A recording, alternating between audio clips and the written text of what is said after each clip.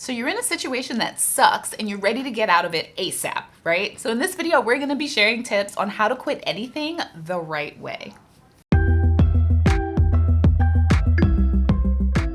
Hey guys, it's Joseph. And Tasha with One Big Happy Life. We make videos about how to find balance, build wealth, and live your happy. So if you want to see more videos about that, thumbs up, subscribe, and also buy this merch. This is our t-shirt right here, and we have it just below this video.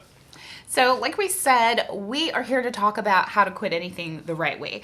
Last week, we talked about why it's okay to quit and how to fight against that sort of stigma that can come along with when you're ready to quit, when you want to leave something that doesn't work.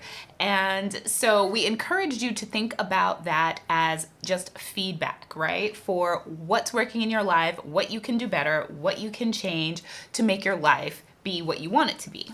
Now, we didn't want the video to just be, oh, you can just quit anything Quitting's ever all the cool. time. No, so it's certainly not that. But quitting for the right reasons, that's perfectly good. That's exactly what you should do. And so this is how to kind of figure it out. And once you've decided to quit, kind of how to go down that process. All right, so tip number 1, don't quit on a bad day. I forget where exactly I heard this for the first time, but the idea being that life is full of ups and downs. It's not, even if you're doing absolutely what you love, what you feel like is your life calling, you will still have bad days where you're like, is this what I'm supposed to be doing? Is this what I really want? And you do not want to make any decisions on a bad day. Wait until you are having a good day, when you are on a high, and then you sit there and you ask yourself, okay, do I want to quit now? And if the answer is yes, then you can move on to the next steps here. Another thing to do is if you're pretty sure that you do want to quit, well, you're probably interacting with some people in this process. So it's either relationships or something at work or clubs. Well, go ahead and have what hopefully won't be too difficult, but maybe some difficult conversations with some people that could be causing or might be able to influence how the things that you're not liking about your situation. Yeah, the basic idea is before you just up and quit and leave a place, see if there is anything that you can do to change that place for the better and make it suit your needs and wants.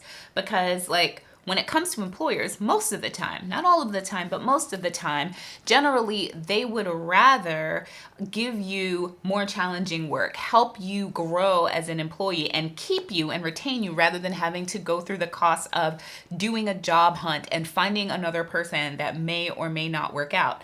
Now that may not always happen, like with me, with the job that I quit back in 2016, one of our first vlogs here on the channel, where I quit my job because I was just working for a horrible boss that had zero interest in helping me grow professionally or even being a professional herself.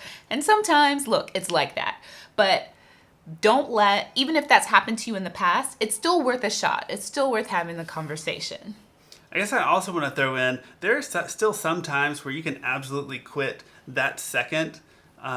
Things like if it's threatening your life, your health, if there are crimes involved in any realm of your life, if that stuff's going on, you just get out of there. Yeah, yeah.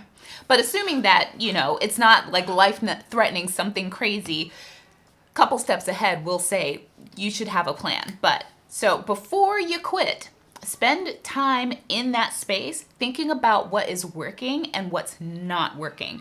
Because these experiences, even though they kind of suck and you feel like you just want to run away from it as soon as possible, think of them as feedback, a way for you to learn more about yourself and about what you want and what you don't want. That way, you're not just quitting something. You don't want to be in a position where you quit something and you really need something else, and so then you just take whatever comes along, because you could end up in a worse position than you were before. So take some time and think about what you like about what you're doing and what you don't like about what you're doing. Yeah, because you certainly don't want to repeat the process at this other place. Now, so there's also a great time to really brainstorm what your ideal life looks like. And hopefully you have a pretty good idea already, but if you don't, perfect time when you're thinking about quitting something to figure that out and then say, okay, well, what do I really, really want? And then you can kind of look for that next step to fit into that overall life goal rather than just getting rid of what you don't like right now. Yeah, like Joseph and I, we talk about this all the time where we do these check-ins with each other. Like, how are you feeling? How do you like where we live? How do you like our house? How do you like your job? You know, is this what you want to be doing? And so that we can kind of talk about what we like and what we don't like. That's how we've moved from Texas to Philadelphia, and now we're here in Maryland. It's all, you know, kind of part of a plan to use the feedback that we were getting in our day-to-day lives to help us, you know, propel forward both in, you know, professionally and personally. And so once you figured out and you've done that brainstorming, you really want to get that plan in place to really figure it out, to make sure you're taking the next step towards it. And yeah, so really, really thinking methodically about kind of what you want and how to get there. Because it's really easy to go from one job to another because it seems like it's going to be great. And then you have the same kinds of feelings that you had at the other job. And it's really not about the job. It's about how you're feeling about things. So to give you an example, well, once upon a time, I was in the Marine Corps and I had 0 degree and I had a family to support. And so I knew that I wanted to be in a profession that would allow me to make enough money to support my family, but still allow me to actually be there to enjoy life with my family. And so I chose law school. So how do I get from no degree to a law degree? And there are, you know, specific steps along that path, like get a bachelor's degree, take the LSAT, apply to law school. And then I also added a preliminary step, get my associate's degree. And so it's the same sort of process can be done like for anything. Like say if you wanted to start a YouTube channel, well, the first thing you do is just start shooting some videos and throwing them up on YouTube and help your channel grow. I mean, there's just a process that you can follow no matter where you are now to get where you want to be. All right, so let's say you've decided it is best for you to go ahead and leave whatever it is that you're doing. Well, don't just leave at the drop of a hat. Get a good exit strategy, because the last thing that you want to do is burn bridges and like avoid hurting people if possible and causing problems for you or others in the future.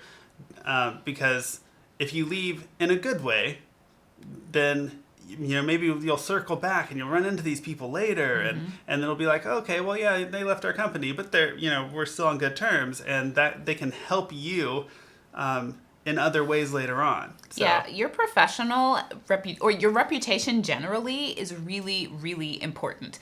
So as much as possible, no matter how much you hate the job or hate the people, like you just want to keep it professional as much as possible, because you never know when something that if you just let it go and go off on someone your last day because you're like, F them, I'm done. You know, I can tell this boss off and walk away. You never know when you'll run into that person again. And next thing you know, they're chatting with the HR person of a place where you actually want to work. And had you left on a positive note and yes, swallowed your pride a little bit, that person could have then been in a position to help you out, you know? So you definitely want to keep that in mind. And definitely that has made it easier for us to job hop as much as we have after law school, because we haven't left our prior jobs on a bad note. Even that one job where I quit because I absolutely hated it there, I never said anything to them. On my last day, I was just like, you know, thank you, this was great. You know, I'm moving on, good luck. And that was it. Even though afterwards I was like, oh, I wish I had told her off. But I'm glad I didn't, you know? Yeah, I mean, in the moment, I wanted her to tell them off Yeah, too. we actually fought about it because he's like, I cannot believe you didn't say anything to her. Yeah. But it's like, it just wasn't even worth it. I was just so relieved to be gone. So just take your relief. You are doing this for you. It's not about them. So you're getting what you need by leaving that place and moving on to a better opportunity, and take your joy and your pleasure from that. And don't let them have any more control of your life than they had before. All right, the last bit about that, as your exit strategy, if it's involving I guess I was about to say just your employer, but really it could be a relationship as well. Make sure your finances are in order. And so this might involve a discussion with the other people and say, okay, well, what are we going to do about their finances in this case? Otherwise, just make sure that you are ready to fund any kind of gap in income or increased costs. And just prepare for that in advance so Yeah. it doesn't take you by surprise. Again, you do not want to be in a position where you are taking just whatever comes along because you are desperate. So when I quit my job back in 2016, if you guys weren't around back then, I actually took a $20,000 pay cut. And Joseph and I went back and forth about this a lot. We sat down, we crunched the numbers, and our budget suddenly got very constricted, which set us on a path of paying off a whole bunch of debt very quickly so that our budget had the kind of cushion that we were used to doing. But so I knew that when I quit my job and switched over to a lower paying job, that we were going to have to tighten our belts for basically an entire year, so that we could get back to a financial position that we were comfortable with.